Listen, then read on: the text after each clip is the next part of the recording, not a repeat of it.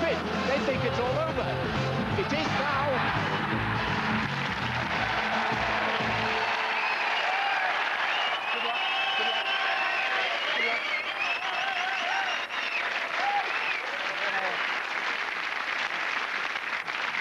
Hello and welcome to They Think It's All Over. Helping out David this week is a comedian who's now so busy he hasn't got time to visit his beloved West Ham anymore. Still, the good news is he's freed up another 2,000 seats at Upton Park. Phill Jupitus.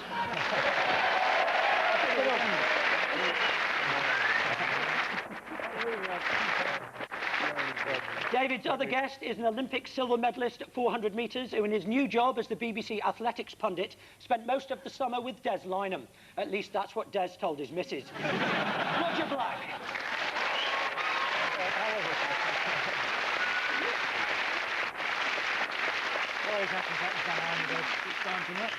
With Gary and Rory as Britain's former #1 women's tennis player who retired from the game 10 years ago and hasn't played competitive tennis since, which means she's still ranked #2 in the country, behind Virginia Wade. Annabel Croft.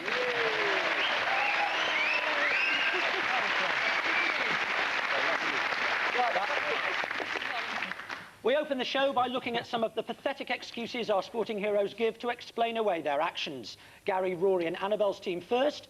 Earlier this year, Britain's Paula Radcliffe broke the world record at 5 miles in a race at Balmoral. This is a tremendous run by Paula Radcliffe, and it could be the fastest 5 miles ever run on the road. Horses vary, that's true, but it's still a nice one. The first woman under 25 minutes. Now, afterwards, a strange thing happened. When Paula went to the lavatory, Sue Barker decided to go to the cubicle with her. What we want to know is, what was Sue Barker's excuse for joining Paula Radcliffe for what is traditionally a solo activity? So, they actually did go into the loo together? They went to the loo together, yes, straight after the race. And was it actually filmed? Yeah, it is. I've got a copy of it, anyway. Well, sort of normal tennis player behaviour. Is it? Oh, all I was told was not to drop the soap in the shower. But with women? Perhaps if they told you more about playing tennis, you'd have won one more. I asked Billie Jean King about that, and she nearly dropped her pipe. She was showing. I think it was her pipe. If, you know, the coaches of women's tennis had spent more time coaching tennis rather than what you do with your soap in the shower, maybe Britain would be in better shape. That's sort of what I said before, isn't it? I do this every time I come home. I have a kit, and then I wake up 10 minutes in, do one of your gags and home. But sorry about that. Does that get cut? No. It'll be your stuff that gets cut. Oh. I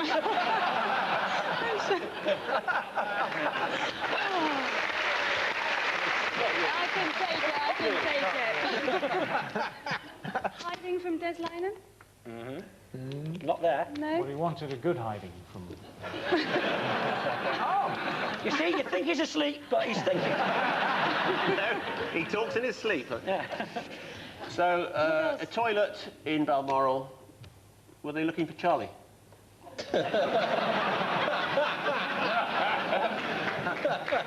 Actually, talking of Charlie, is this something to do with drugs?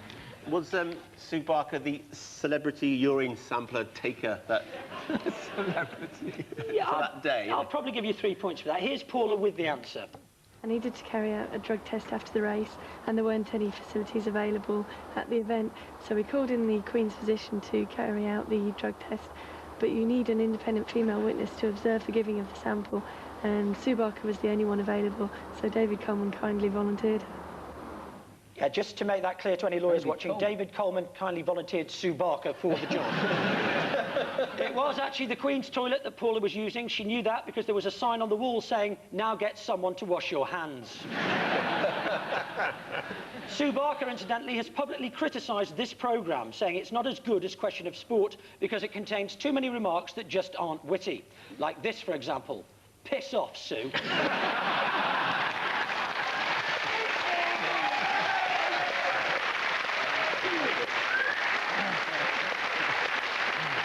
David, Phill and Roger, a sport we've never featured before on They Think It's All Over, but given what sports the BBC has got left, don't be surprised if you see it again. Superbikes. Here's the finest superbiker in history, Britain's very own 3 times world champion Carl Fogarty. This is him winning at Albacete in Spain. But a couple of months ago, at the peak of his career, Fogarty announced plans for his retirement. What excuse did he give for pulling the plug on all that non-stop success? David's team. Had he run out of petrol? And wear his knees out. Well, like Ron Davis.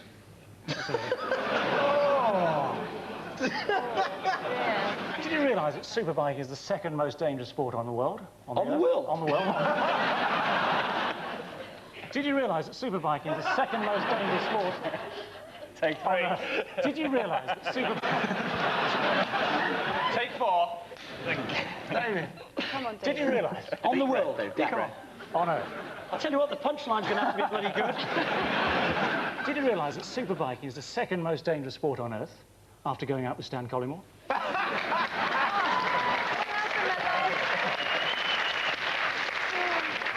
That joke would have been relevant when you started it. Did you realise? Did he run out of petrol? Did he have ambitions to be a pizza delivery man? To be the first man in England to deliver a hot pizza? What do you know about having pizza delivered, anyway? Well, the staff have them a lot. You know. All right.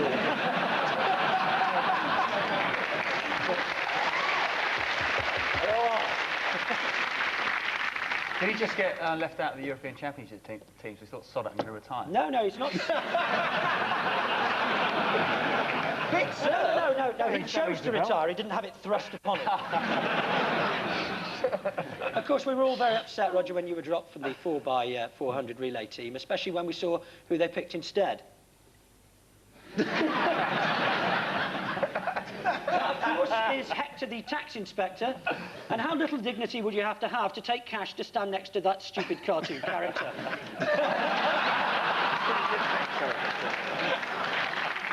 That's a photograph taken on Clapham Common, that was. Is it possible to see the still of the chap that we're talking about? Can we see a picture of Carl Fogarty? Did he become the finest swordsman in all Spain? No ideas? Did you realise? No. No. No idea. No. Any ideas over here? Is it anything to do with that gay biker on the Isle of Man who spent all day lapping Douglas? Yuck.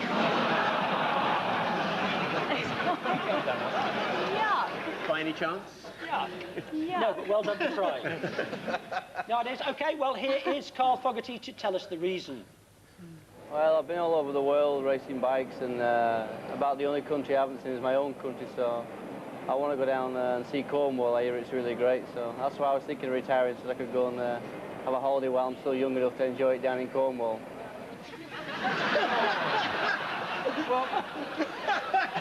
So Carl's been to Nice and the Isle of Greece, but he's never been to Cornwall.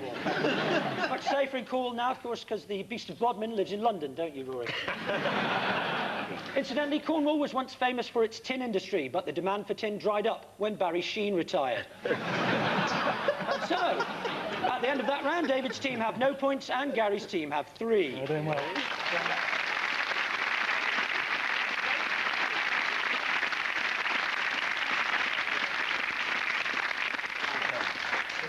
We carry on with our author round. Many top sportsmen have played like complete rubbish, but only a selected few have written complete rubbish. David's team, whose cerebral outpourings are these?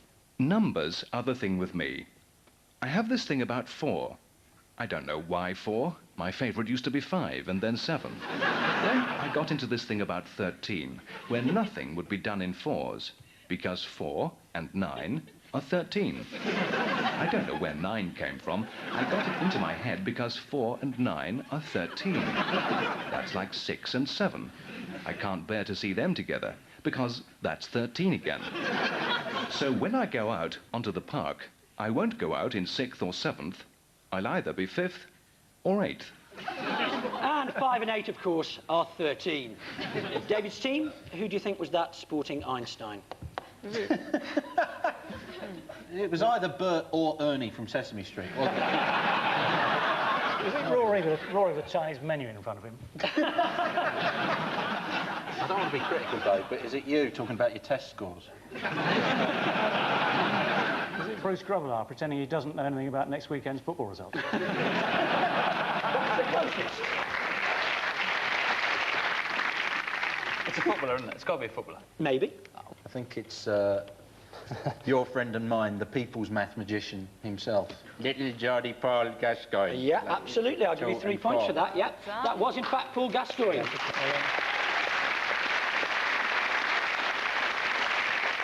In 1996, Gazza bought his wife Cheryl a new pair of breasts to try and win her over. But it didn't work, and now she's looking for a new arsehole. Gazza, of course... Gazza, of course, has now been on a rehabilitation course and completely sobered up. He says he wishes he hadn't drunk so much, but his biggest regret is that he never played for England. Take your time. Gary's team, who do you think inflicted this on the public? I remember waiting for hours to get David Gower's autograph at Hampshire Cricket Club when Leicestershire came down. Eventually he signed, and it had a profound effect on me. So, which young, impressionable and, quite frankly, rather sad person wrote that? Waiting hours for David Gower's autograph. Obviously not batting them, were you? No.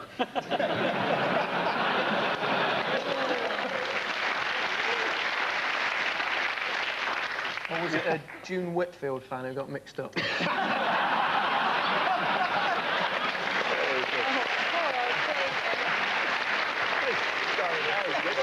a good one. That's a good one. I actually got David's autograph, and I was a big fan. He's my sporting hero when I was a child. Did he charge you for it? It's true. That's a true story. That is actually, true Gary, 'cause story. You told me that before. Yeah. But did it have a profound effect on you? No. No. We've got to work out how old this person is. Or how old's David? How old do I Who's the look? guess that it is? I don't know, but he fought in the First Come on, World War.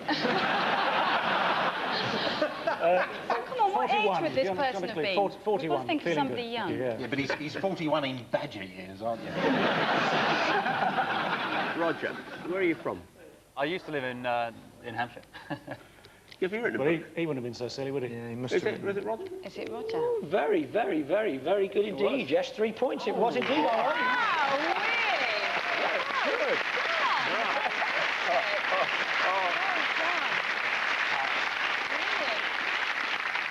Coincidence I got that because that's the only page of your book that I read. Incredible. What was your It's autobiography the called? only page I wrote. What was your autobiography called? It's called How Long's the Course? Yeah, and you're a 400 metres runner, right? But Roger's not biased. His book also has something to say about our other team captain. By looking at the pot noodle ingredients, I cleared my conscience and thought, if Gary Lineker can do crisps, then why not do this? If a kid is going to snack on something, they could do a lot worse than a pot noodle. Roger Black there clearing his conscience and his mortgage in one fell swoop. Why do they have, like, him advertising crisps and him advertising pot noodles when I'm plainly the...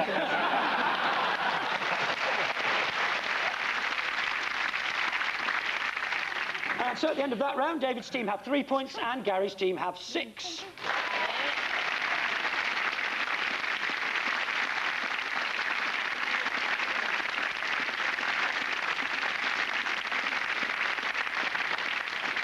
Incidentally, I don't know if any of you saw the Mirror the other day, but they had a poll to find out Britain's brainiest sports person. And who should be in there at number 2 and number 4? But Gary Lineker and Roger Black.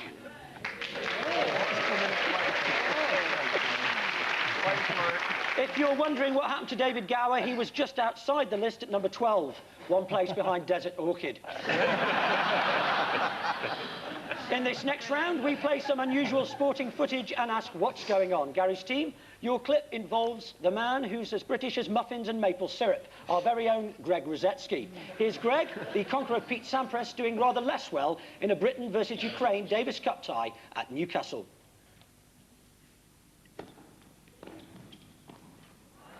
Game Ukraine.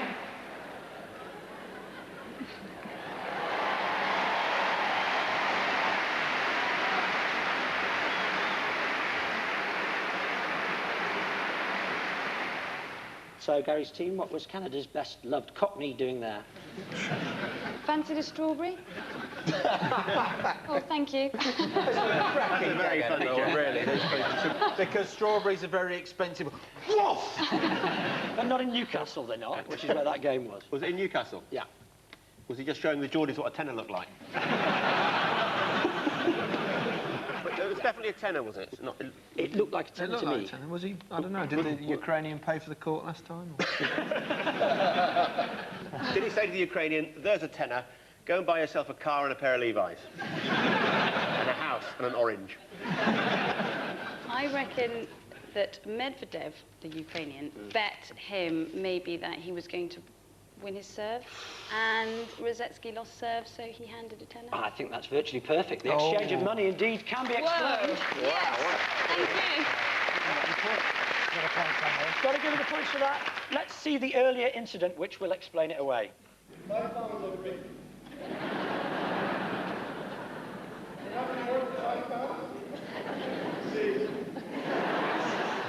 So, Greg Rosetsky lost a bet that he'd win his serve and had to give Andrei Medvedev £10, which, coincidentally, is the total amount of prize money Jeremy Bates won in his entire career.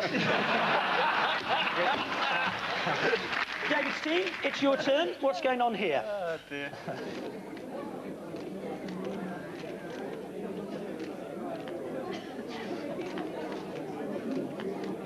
So, why was the Queen signing that particular football?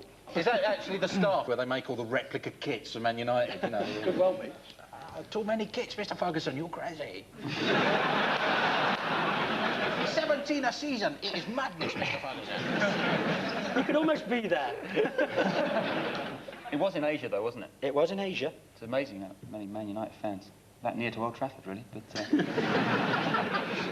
Shortly after the Queen releases the ball, does Roy Keane tackle her savagely from the... Nowhere near her! Oh, nowhere near her! did somebody want David's autograph and they got the wrong grey-haired old dear? It was Commonwealth Games, wasn't it? Just before that. It's Malaysia, it's Kuala Lumpur. Manchester hold the next one, don't they? Bobby Charlton was there. Yeah. Is this part of her sort of policy, her tactics to make the royal family more appealing to Absolutely the right. masses? Yeah, I'll give you 3 points for that. Yeah.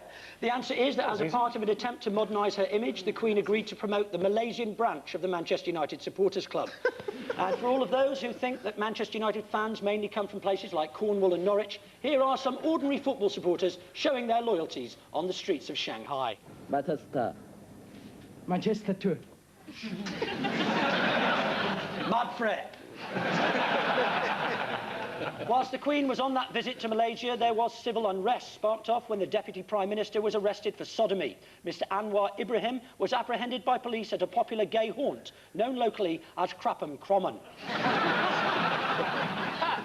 And so, at the end of that round, David's team have 6 points and Gary's team have 9.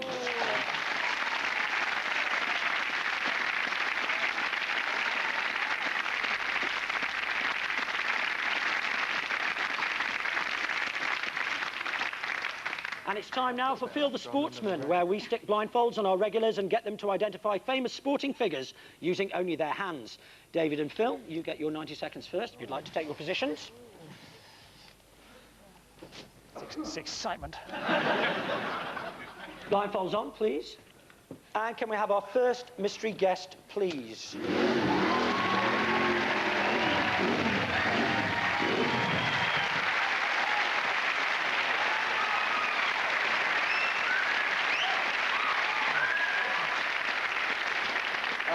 Well, I'll sign for it.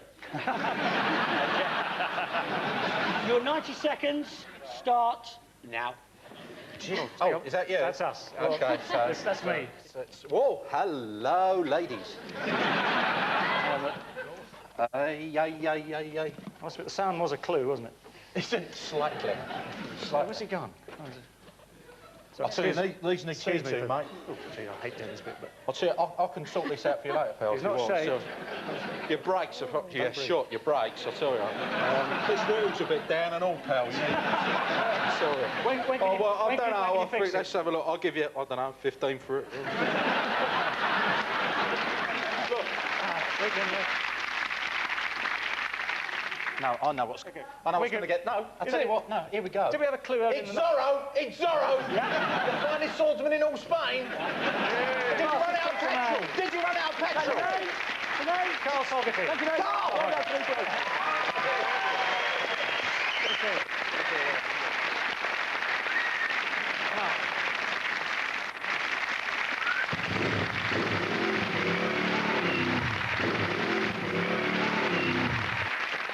Mirror signal manoeuvre.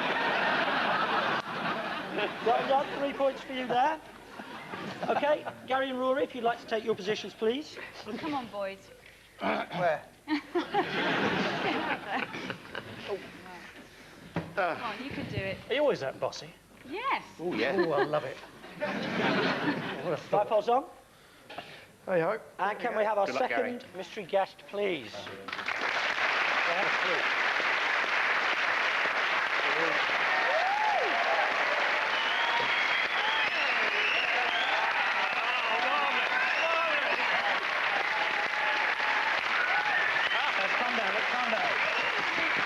Rory, you've just died and gone to heaven.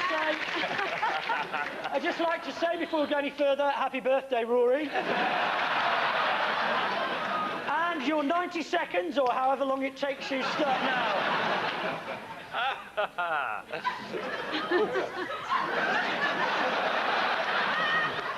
I say.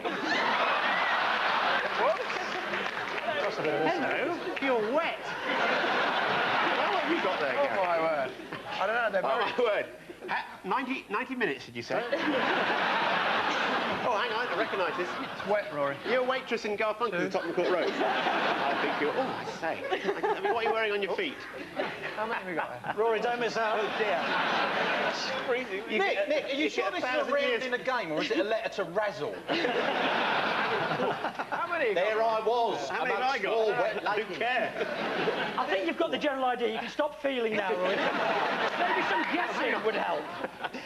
I say. It's very wet. Is it Kate Winslet? Oh. And I'll give one more go. Hang on, How many have we got, Rory? One? I don't care. Is it, oh, you get 1,000 years for what I'm thinking. I'll tell you what, Gary, it's not Kate Winslet and none of them going down either. Come on, let's have a guess. Is it Swimmers. Is it Swimmers. Yes. Very good, Gary. A relay team. Yes, the form. What? British? Commonwealth Games No, winners. no, and no, no, you have to have the, have the right one. It's a 4x100 freestyle. Awful brave. Very, very brave. Not brave enough. How did they? It went so quickly. Rory!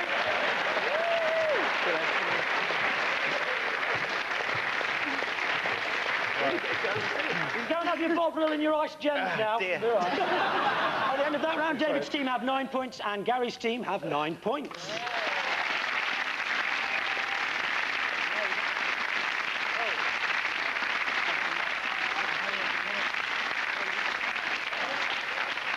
We end the show, as ever, with the noodle-eating, ball-signing name game, but this week there's a twist. Every name featured is not just the name of a sportsman, but also the name of someone famous in another field. For instance, Mike Reed, not just a referee, but also a DJ. Mike Smith, not just a cricketer, but also a TV presenter. The teams can give clues for either or both of the two namesakes. The team in the lead goes first, which is neither of them, but David's team can go first, in fact. Oh, thank you. Pass that down to Phil.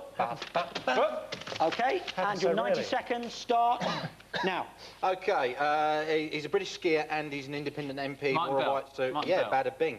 He's a speedway rider, balding pop singer, used to be with Genesis. Phil Collins. Whoa! Grey-haired ex-Northampton England David cricketer. Steele. Yes, thank you so much. British know tennis that. number What, one, David Queen Gordon? drummer. Queen drummer, British tennis number one. Roger Taylor. Thank you so much.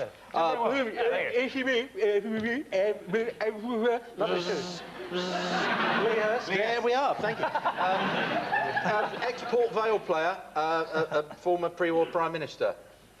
This piece of paper... Lloyd George. Oh, no, what's the other fella? Yeah. Chamberlain. Oh, thank you. Neville Chamberlain.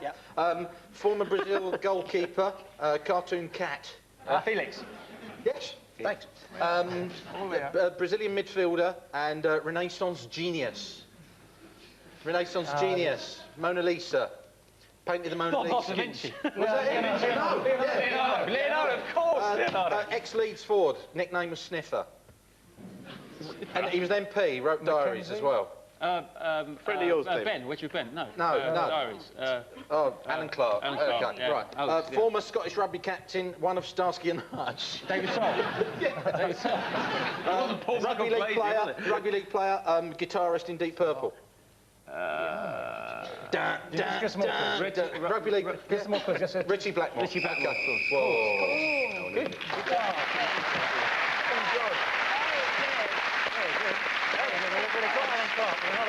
I think my favourite there is going to be Leeds United forward, Anthony Wedgwood Ben. Very good. He wrote diaries, didn't he? Moved on to 18, so if you get 9, you're level, Rory, and 10, obviously, you win the game. And your 90 seconds start now. Brazilian footballer, philosopher, Plato. Socrates. Yeah, very good. Highwayman rode Black Bess all night, didn't we all? Heavyweight, middleweight boxer from the 50s. Highwayman went to York. Yes. What's his name? His name is Big Turpin. Yeah, good. Good question, Annabel. Crap footballer, played for Arsenal and Liverpool. US president. Jimmy Carter. Very good. A TV presenter whose impression I can't do, and a South African golfer. Good. Hello, David good Frost. evening, and thank you. Ex-Southampton striker and someone hangs around Clapham Common. Trying to get attacked at knife point. Yeah. This is a tennis player and the Minister of Agriculture. His second name's a colour. Often associated. Nick Brown. Well done. This is the Culture Minister. He's also ex-Hampshire cricket batsman. Chris Smith. Very good indeed. Well done, Disgraced sprinter. I think he's Canadian. Ben Johnson. Yeah, very good. Yes. Oh, Everton footballer, also a bit of a crooner. Michael Ball. Michael Ball, very good indeed. Well This is an ex-Oxford player, I think, and he's also a suave actor from the 60s, 50s. I'd say hello. Got some champagne. I don't know. Oh. Leslie Phillips. Unlucky, didn't quite make it. So the scores at the end of... Didn't quite make it, I'm afraid. Did he win? No, he didn't. The scores at the end of the round, Gary's team have 17, but this week's winners with 18 are David's team.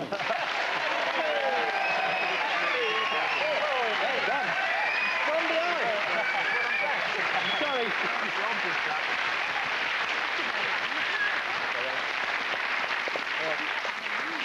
So it's thanks to Gary, Rory and Annabel, David, Phil and Roger. We're all off to get the Queen to sign our balls. My name's Nick Cook. They think it's all over. It is now.